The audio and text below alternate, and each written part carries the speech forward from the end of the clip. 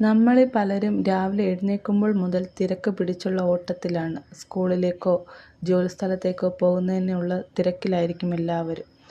എന്നാൽ നമ്മൾ എന്നും രാവിലെയും വൈകിട്ടും ഈ ഒരു ചെറിയ ദുആ പതിവാക്കിയാൽ അല്ലാഹുവിൻ്റെ കാവൽ നമ്മോടൊപ്പം എപ്പോഴും ഉണ്ടാകും. അത് പറയാൻ വലിയ പ്രയാസമൊന്നുമില്ല. ബിസ്മില്ലാഹി തവക്കൽതു അലല്ലാഹ് വലാ ഹൗല വലാ ഖുവ്വത ഇല്ലാ ബില്ലാഹിൽ അലിയ്യിൽ അളീം.